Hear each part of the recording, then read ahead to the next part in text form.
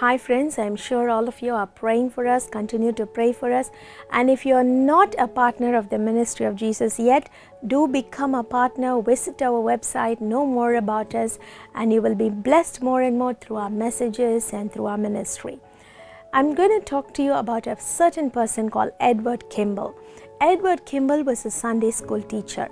This Sunday school teacher was very burdened for a particular boy in his class. So this boy was very much distracted and not keen on hearing the gospel. Edward Kimball went to the place where he worked and told him about the gospel, and that boy accepted Christ. He went on to become a very powerful man of God called D.L. Moody. We all know about D.L. Moody, how he was used mightily for the Lord. And in D.L. Moody Institute, Wilbur Chapman understood the Lord's love.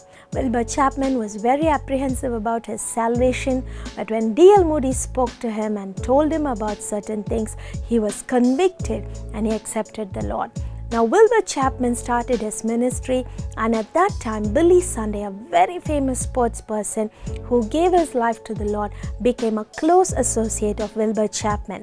And when Billy Sunday went on to preach the gospel on his own, there were several groups, cell groups or small groups, prayer groups started all over America.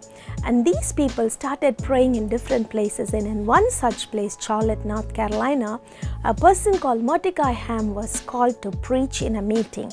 And in that meeting, when Mordecai Ham was preaching, one young man accepted the Lord and gave his life to Christ, and that was Billy Graham. Billy Graham touched the lives of millions of people. Why am I telling such a long genealogy of stories? It is because even one person who is telling the gospel can affect a whole lot of people, millions of people. Telling the gospel, sharing about God's love is our duty. First of all, it is our duty. 1 Corinthians chapter 9 verse 16 we read that.